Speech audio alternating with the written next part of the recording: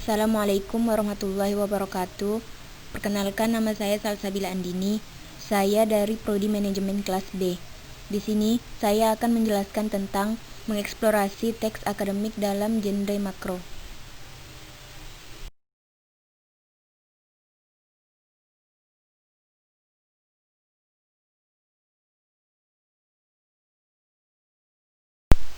Mengeksplorasi teks akademik dalam genre makro. A. Membangun teks konteks akademik. Berbagai jenis teks akademik, misalnya buku, proposal penelitian, laporan praktikum, dan artikel ilmiah. Jenis tersebut merupakan genre mikro seperti deskripsi, laporan, prosedur, eksposisi, dan diskusi. Sedangkan genre mikro adalah genre yang digunakan untuk menamai teks secara keseluruhan, dan genre mikro adalah subgenre yang lebih kecil yang terdapat di dalamnya dan dipayungi oleh genre makro tersebut. B. Menelusuri dan menganalisis model teks akademik. 1. Mengidentifikasi ciri-ciri teks akademik dan non-akademik. Sudaryanto 1996 berpendapat bahwa teks akademik mempunyai ciri-ciri antara lain sederhana, padat, objektif, dan logis. Perbedaan teks akademik dan teks non-akademik ialah bahwa teks akademik diasosiasikan dengan teks tulis, sedangkan non-akademik dapat diasosiasikan dengan teks lisan. 2. Menganalisis pentingnya teks akademik. Jenis teks yang sering dijumpai sebagai teks akademik di lingkungan perguruan tinggi antara lain buku, ulasan buku, proposal penelitian, proposal kegiatan, tugas akhir, skripsi, tesis, laporan kegiatan, dan artikel ilmiah.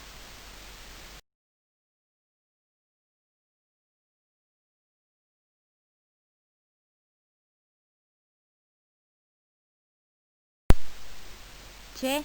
Membangun teks akademik secara bersama-sama. 1. Menggali dan mengevaluasi lebih jauh ciri-ciri teks akademik.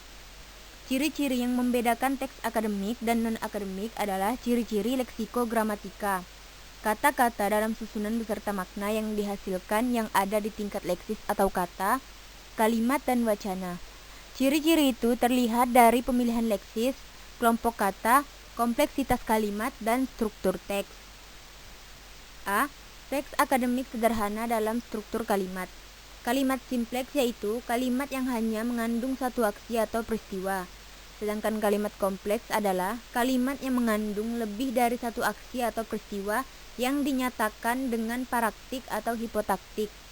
Ada 3 unsur linier yang menyusun kalimat simpleks, yaitu unsur subjek atau dicetak tebal, unsur predikator atau di garis bawah, dan unsur pelengkap atau dicetak miring. B. Teks akademik padat informasi. Yang dimaksud padat informasi pada teks akademik adalah padat akan kata-kata leksikal. Kepadatan informasi dapat dijelaskan dari dua sisi, yaitu informasi yang didapat dari kalimat simpleks dan informasi didapatkan dari nominalisasi. Nominalisasi yaitu upaya pembedaan dari misalnya proses atau verba, kondisi atau adjektiva, dan sirkumstansi atau adverbia, dan logika atau konjungsi.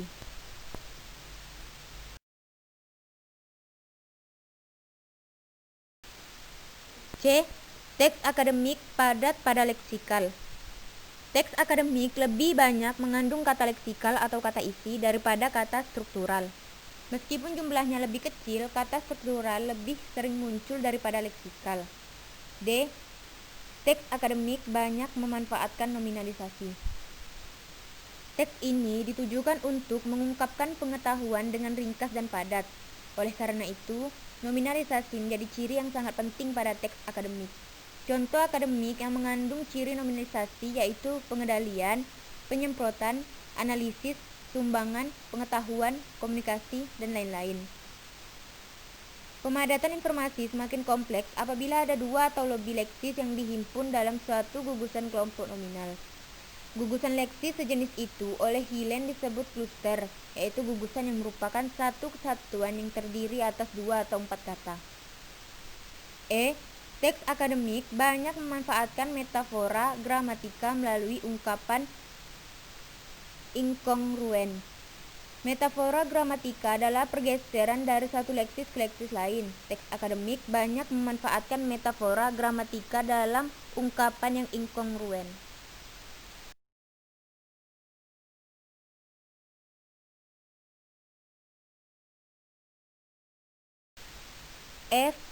Teks akademik banyak manfaat istilah teknis. Teknis yaitu penamaan kepada suatu menggunakan nomina antara lain dibangun melalui proses nominalisasi. Istilah teknis merupakan bagian esensial pada teks akademik yang cenderung lebih sulit dipahami oleh pembacanya. Teks akademik bersifat taksonomi dan abstrak. Taksonomi yaitu pemetaan pokok persoalan melalui klasifikasi melalui sesuatu yang berkonsentrasi pada penelitian wacana geografi fisika. Teks akademik dikatakan abstrak karena pokok persoalannya berasal dari pengalaman nyata, menjadi teori yang dicapai dengan nominalisasi dalam kerangka metafora gramatika. Teks akademik banyak memanfaatkan sistem pengacuan estafora. Pengacuan estafora dimanfaatkan pada teks akademik untuk menunjukkan prinsip generalitas, bahwa benda yang disebut dalam kelompok nomina tersebut bukan benda yang mengacu pada penyebutan sebelumnya.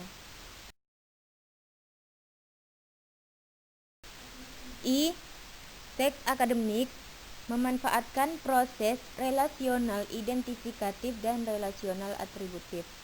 Proses relasional identifikatif merupakan alat yang baik untuk membuat definisi atau identifikasi terhadap sesuatu. Sedangkan proses relasional atributif merupakan alat yang baik untuk membuat deskripsi dengan menampilkan sifat, ciri, atau keadaan benda yang dideskripsikan. Teks akademik bersifat monologis dengan banyak mendayagunakan kalimat indikatif deklaratif. Sifat monologis mengandung arti memberikan informasi kepada pembaca dalam satu arah. Kalimat indikatif deklaratif berfungsi sebagai proposisi memberi, sedangkan kalimat indikatif interogatif berfungsi sebagai proposisi meminta. Teks akademik memanfaatkan bentuk pasif untuk menekankan pokok persoalan. Penggunaan bentuk pasif dimaksudkan untuk menghilangkan pelaku manusia sehingga unsur kalimat yang subjek dijadikan pokok persoalan.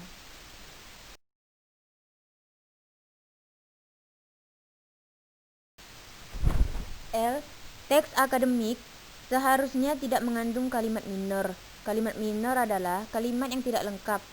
Secara ideasional, secara transivitas, pada kalimat tidak dapat dikenali, sedangkan secara interpersonal, kalimat minor tidak dapat digolongkan ke dalam kalimat imperatif.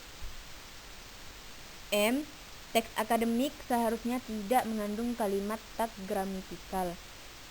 Kalimat tag gramatikal adalah kalimat yang secara gramatikal mengandung kekurangan atau kelebihan unsur tertentu. Teks akademik tergolong dalam genre faktual, bukan genre fiksional. Dikatakan faktual karena teks tersebut ditulis berdasarkan pada kenyataan empiris, bukan pada rekaan atau khayalan.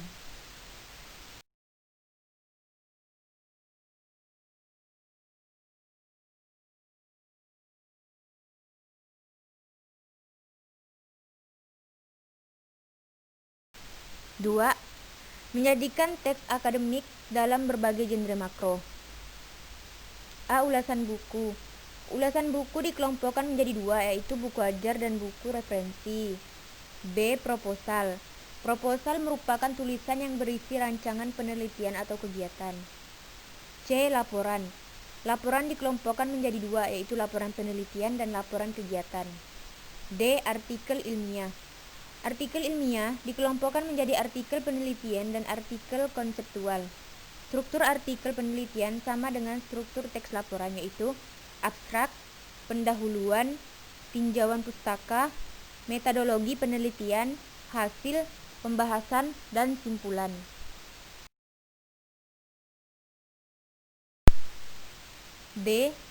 Membangun teks akademik secara mandiri, yaitu dengan membuat rangkuman dan membuat tugas dan proyek tentang teks akademik.